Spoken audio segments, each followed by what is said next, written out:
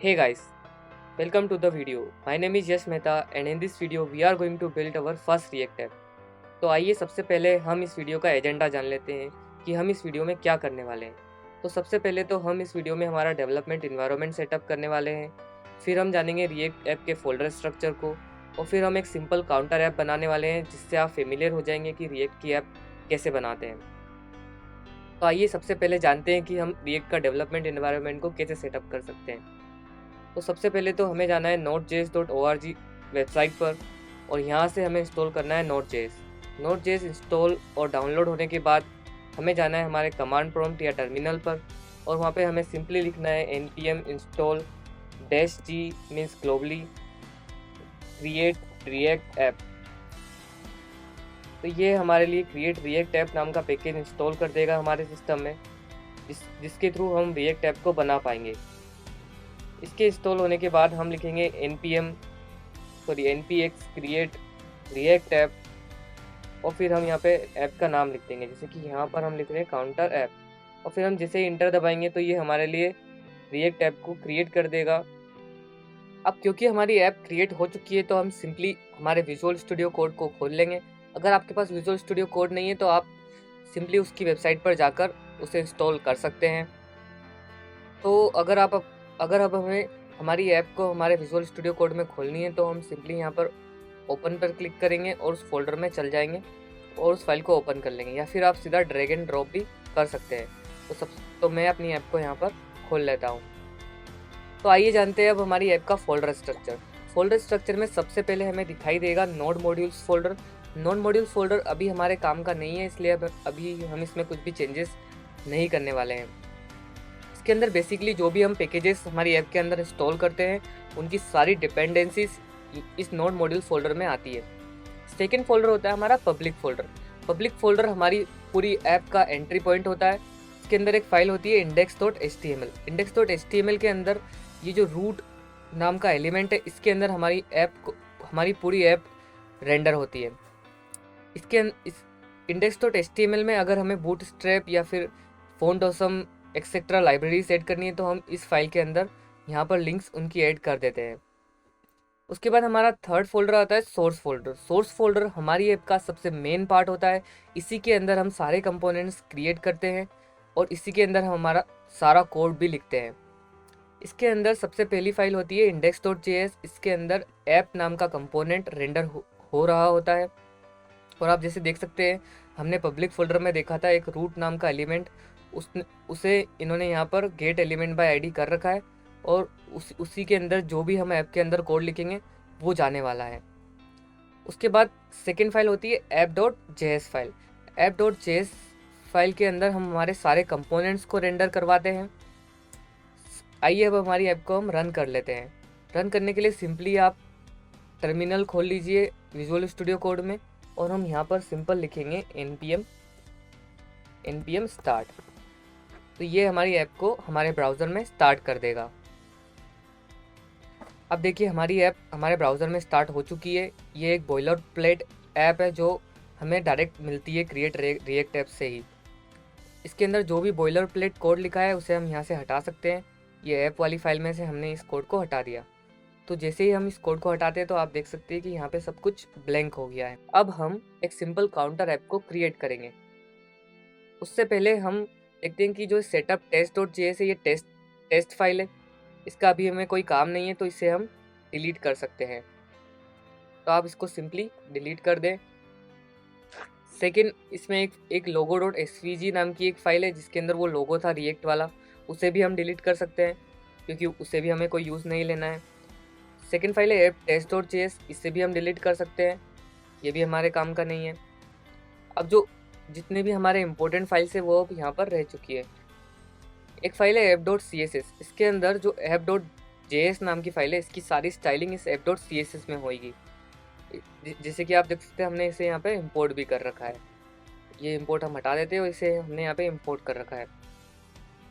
इसके अंदर भी बहुत सारा बॉयलर प्लेट कोड लिखा हुआ है तो इसे भी हम हटा देते हैं। तो इसे सिंपली हमने हटा दिया है।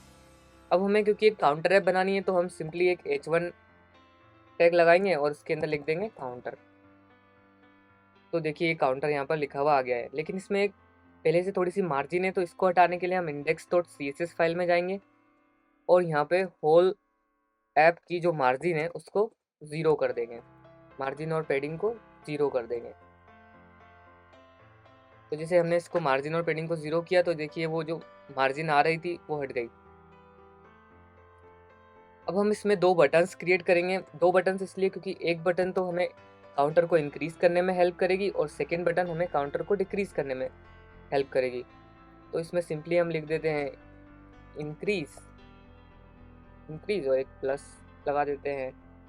तो ये बटन हमें इंक्रीज करने के लिए और ये बटन वैल्यू को डिक्रीज करने के लिए।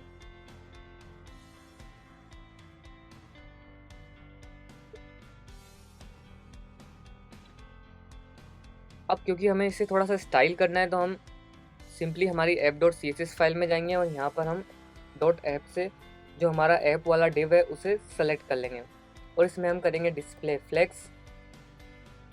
क्योंकि हमें इसे सेंटर में लाना है तो इसलिए हम इसमें डिस्प्ले फ्लेक्स कर रहे हैं। फ्लेक्स डायरेक्शन कॉलम कर देते हैं, इसकी हाइट को हम 100 VH कर देते हैं ताकि ये पूरे पेज पर आ जाए।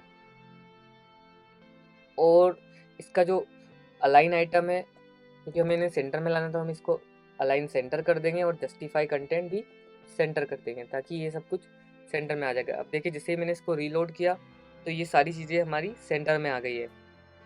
अब हम हमारे बटन्स को स्टाइल कर लेते हैं। बटन्स को स्टाइल करने के लिए हम डायरेक्टली बटन से ही उन्हें सेलेक्ट कर लेंगे, उनके टैग नेम से ही हमने उन्हें सेलेक्ट कर लिया है और हम डायरेक्टली यहाँ पे उनकी विड्थ दे देंगे। विड्थ हम दे देते हैं अभी 100 पिक्सल।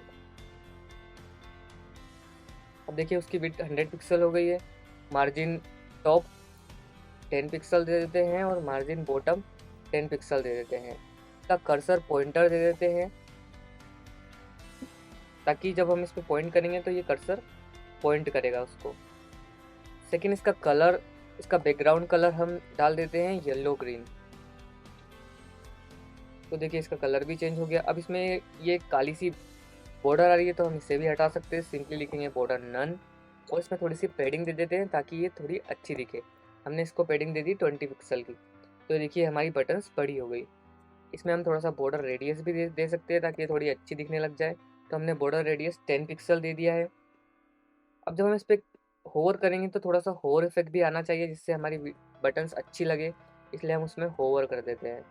होवर के लिए हम सिंपली जो हमारा बैकग्राउंड कलर है उसे हम कुछ भी दे सकते हैं। यहाँ पर मैं उसे डार्क ऑरेंज दे देता हूँ और जो कलर है, जो हमारी बटन का कलर है उसे मैं वाइट दे देता हूँ।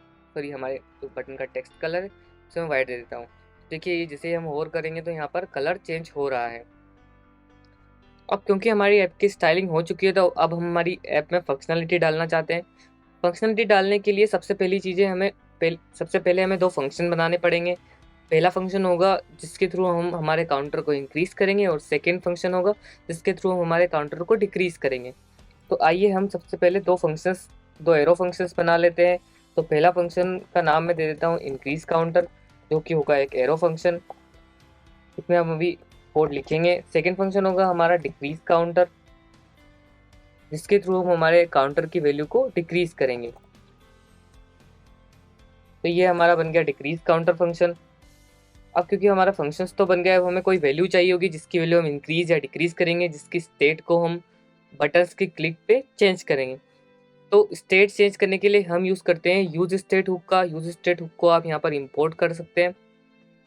उसके बाद हम सिंपली लिखेंगे कॉन्स्ट और एक अरे वाला साइन लगाएंगे, उसके अंदर लिखेंगे हम वैल्यू कोमा सेट वैल्यू। यहाँ पर आप कुछ भी लिख सकते हैं क्योंकि ये वेरिएबल का नाम है, मैंने वैल्यू लिख दिया है, आप और कुछ भी लिख सकते हैं। और फिर हम यूज स्टेट हुक को यहाँ पे लिख देंगे और उसकी वैल्यू को इनिशियलाइज कर देंगे 0 से, क्योंकि हमारा काउंटर हम चाहते हैं कि 0 से स्टार्ट हो। यूज स्टेट हुक बेसिकली दो वैल्यूज लेता है, एक तो होती है वो वैल्यू खुद जिसे हमें चेंज करना है और एक उसका हेल्पर वेरिएबल जिसके थ्रू हम वैल्यू को सेट करते हैं, जिसे हम बोल सकते हैं सेट वैल्यू या फिर जो भी हम हमारा नाम रखना चाहें। अब हमें इस वैल्यू को इंक्रीज करना है तो हम इंक्रीज काउंटर में आएंगे और यहाँ पर हम उसकी सेट वैल्यू को कर देंगे वैल्यू +1 ताकि उसकी वैल्यू 1 से इंक्रीज हो जाए। और फिर हम डिक्रीज काउंटर में आएंगे और वहाँ पे हम उसकी वैल्यू को सेट वैल्यू कर देंगे और वैल्यू -1 कर देंगे ताकि बटन के क्लिक करने पे उसकी वैल्यू -1 हो जाए। अब इस वैल्यू को हमें कहीं दिखाना है, तो दिखाने के लिए हम इस काउंटर के आगे ही इसे दिखा सकते हैं। तो जैसा कि आपको मैंने मेरी फर्स्ट वीडियो में बताया था कि हम JSX के अंदर HTML का कोड आराम से लिख सकते हैं। तो HTML का कोड लिखने के लिए हम सिंपली कुछ भी नहीं करेंगे, यहाँ पर एक कर्ली ब्रैकेट लगाएंगे और इसके अंदर हम वैल्यू वाला वेरिएबल पास कर देंगे। तो देखिए यहाँ पे 0 लिखा हुआ आ गया है, जो कि इसकी इनिशियलाइज्ड वैल्यू है 0। उसके बाद हमें बटन्स में फंक्शनैलिटी डालनी है जिससे वैल्यू इंक्रीज और डिक्रीज हो पाए, इसलिए हम यहाँ पे सिंपली लिखेंगे ऑन क्लिक और उसके कर्ली ब्रैकेट में हम पास कर देंगे इंक्रीज काउंटर फंक्शन को। और सेकंड बटन में भी हम सेम चीज़ करेंगे, इसके अंदर हम पास कर देंगे डिक्रीज काउंटर फंक्शन को। तो जैसे ही हमने यहाँ पे इंक्रीज और डिक्रीज काउंटर फंक्शन को पास किया है, मतलब हमने उन दोनों फंक्शंस को यहाँ पर ऑन क्लिक पर कॉल किया है। तो अब अगर हम इस बटन को प्रेस करते हैं तो देखिए इस काउंटर की वैल्यू इंक्रीज हो रही है। अगर हम डिक्रीज वाली बटन को क्लिक करते हैं तो काउंटर की वैल्यू डिक्रीज हो रही है। तो ये थी हमारी एक सिंपल काउंटर ऐप। इस वीडियो में हमने जाना कि हम एक सिंपल रिएक्ट ऐप कैसे क्रिएट कर सकते हैं, रिएक्ट का इन्वायरमेंट हम कैसे सेटअप कर सकते हैं, रिएक्ट का फोल्डर स्ट्रक्चर कैसा होता है, ये सब हमने इस वीडियो में जाना। आने वाली वीडियोस में भी और भी बहुत सारी चीज़ें रिएक्ट के बारे में हम जानने वाले हैं, रिएक्ट के बेसिक्स, रिएक्ट को एडवांस तक हम जानने वाले हैं। अगर आपको ये वीडियो पसंद आई है तो प्लीज़ इस वीडियो को लाइक करें, शेयर करें, सब्सक्राइब करें और आने वाली वीडियोस की अपडेट पाने के लिए नोटिफिकेशन बेल को दबा दें। Thank you.